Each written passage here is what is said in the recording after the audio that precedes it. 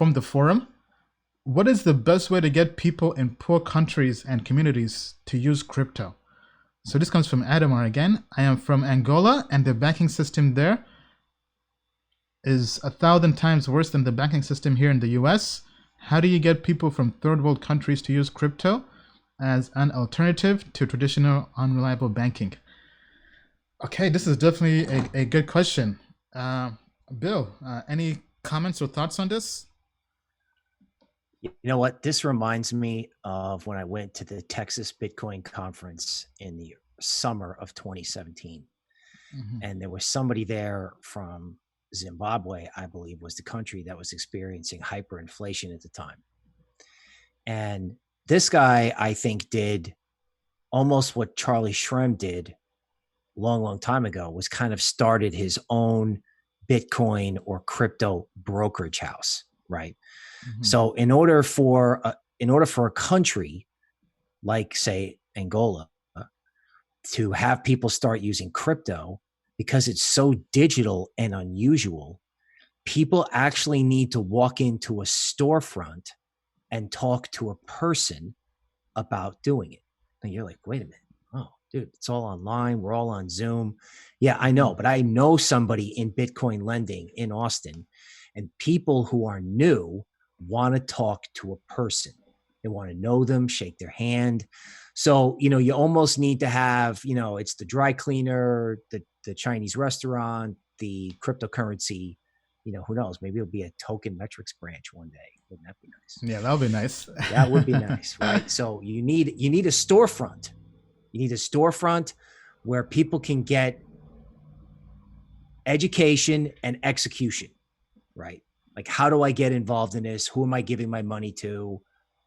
And do I trust them? And then they can start, merchants can start taking it, consumers can start spending it, but there's got to be something at the location. Like when Bitcoin first started, they set up these shops in New York. Yeah, I mean, I think that's definitely well said. Well said, Bill. Now, my perspective. So, first of all, I mean, I was born in Uganda, a third world country. I've been back there twice last 2 years, and had blockchain events and spoke there. And I've been to Africa back in 2018 during our Africa Crypto World Tour. So went to Ghana, Nigeria, Egypt, South Africa, Kenya, Uganda, and we gave blockchain events. I mean, we gave blockchain talks and had a chance to really meet people there who are using crypto and Bitcoin and seeing how they're using it.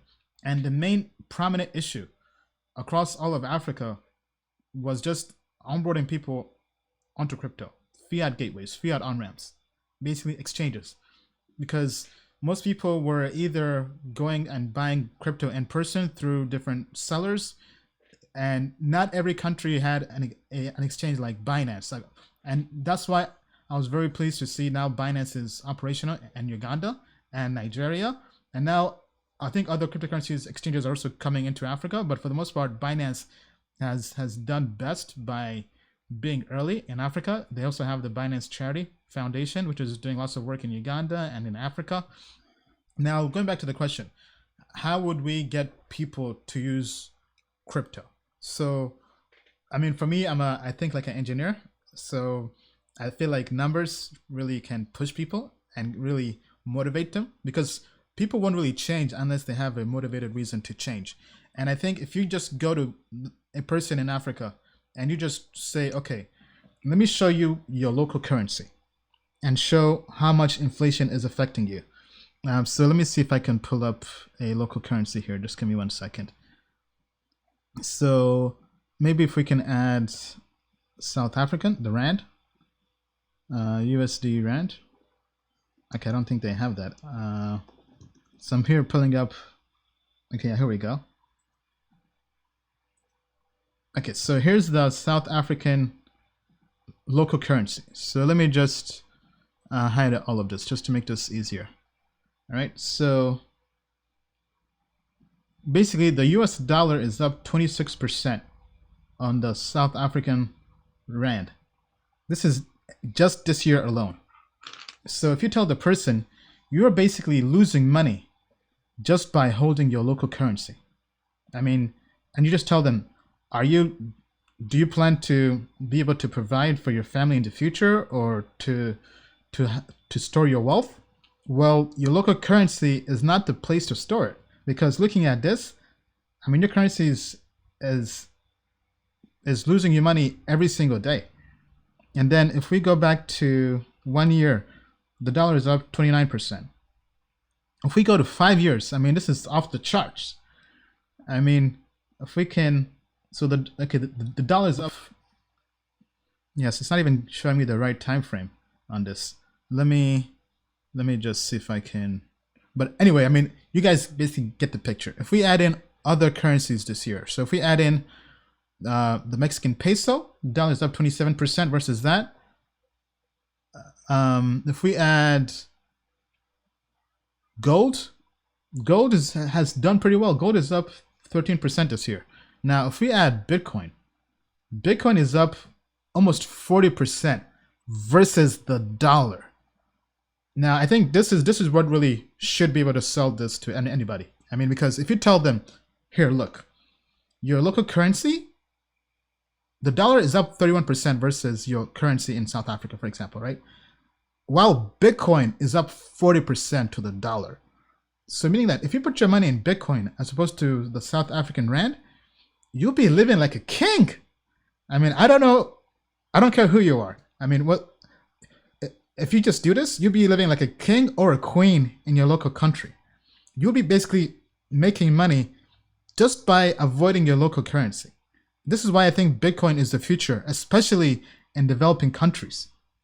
And this to me, I think, is probably the easiest way to sell this to people, because especially if they're in a third world country or developing country, they're already feeling the exposure to their local currency, whether you're in Brazil, Argentina, Mexico, South Africa, Uganda, anywhere.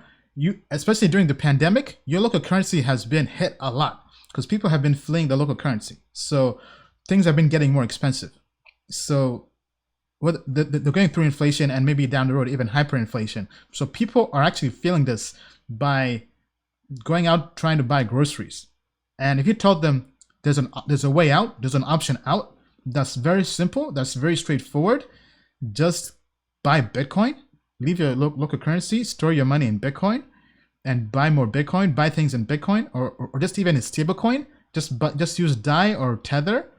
That alone in itself will save your wealth. So I think that's how we get people to do that. But to force people to do that, we have to have more exchanges available that onboard people onto crypto. So that's why there are platforms out there like Paxville that are pretty prominently used in developing countries. Let me see if I can pull it up here. This is in no way, shape, or form an endorsement for Paxville. I myself have never used this, but I do know lots of people in developing countries do use this as a way to buy Bitcoin.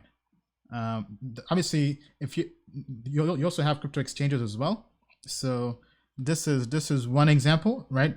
Paxville.com. It's a peer-to-peer platform, so it's not really an exchange. You're buying from other people, I believe is the way it works. So if you find somebody in your local region, you can basically buy from them. You also have local Bitcoins. That one I think is more sketchy. I've never used it, but I've heard so many bad stories. And it's also been, it's been in the news a lot for not so stellar reasons.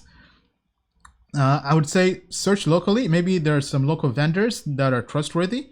Maybe go to your local Bitcoin meetups or crypto meetups. Just search whether meetup.com or just other platforms, and find people in your area who are in crypto and Bitcoin, and maybe even use that, right? Maybe you send people money via M-Pesa in East Africa and they give you Bitcoin, right? But there are definitely ways to get onboarded into crypto and Bitcoin and to just store your wealth. So going back to the question, I think that is probably the best way to get people in poor countries and communities to use crypto. You just show them they're losing out by not using crypto.